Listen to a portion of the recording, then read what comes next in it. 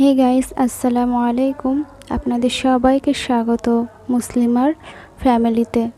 আমার এই ইউটিউব চ্যানেলে যে ফ্যামিলিগুলো আছে তারাই তো আমাকে পারবে বড় একটা ফ্যামিলি করে দিতে। তাই আমি তাদের আশায়, তাদের দয়ায় আমি এই ভিডিও করার সহযোগিতাটা পাই।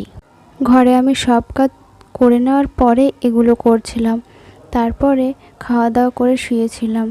তো দেখছি এখানে দুপুর 1:30টা বাজে আর আমার মাও শুয়ে আছে, আমিও শুয়ে আছি। মায়ের শরীরটা খুবই খারাপ ছিল, তো মা শোয়ার সাথে সাথে ঘুমিয়ে গেছিলো আর আমি জেগেছিলাম বলে তাই একটু ভাবলাম ভিডিওটা করে নিই।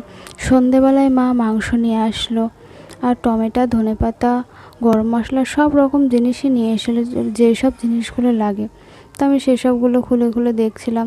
তারপর সন্ধেবেলা একটু চা খেয়ে তারপর আমি মাংসটাকে রান্না করলাম। মাংসটা রান্না করার পর আমি বাসন মাজতে গেলাম। বাসনটা মেজে এসে আমি মোবাইল দেখতে দেখতে ঘুমিয়ে পড়েছিলাম। ঘুম থেকে উঠলাম 11টার সময়। 11টার সময় খাওয়া দাওয়া করলাম।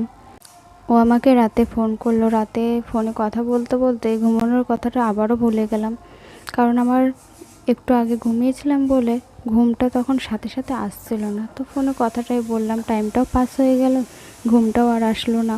পরে গিয়ে আমি 12:30টার সময় ঘুমিয়েছি।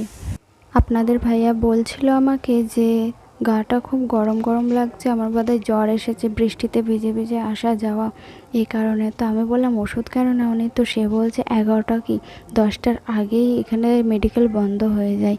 তো 11টার সময় আমি গিয়ে যে নেবো সে ক্ষমতাটাও নেই, কেননা দোকান বন্ধ হয়ে গেছে যে।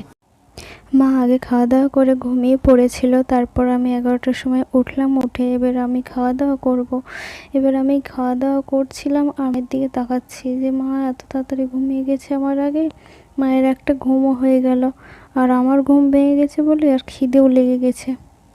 আমি লাইটটা জ্বালিয়েছি, তাই মা বারে বারে নড়াচড়া করছিল যে লাইটটা যখন ধরেছে ও হয়তো খাবারই খাচ্ছে, হয়তো ও যখন খাবার খায়নি, এরকমই মা ভাবছিল। তারপরে এবার আমি খাওয়া দাওয়া শুরু করছি, তার আগে আমার ফ্যামিলিকে খাইয়ে নিই।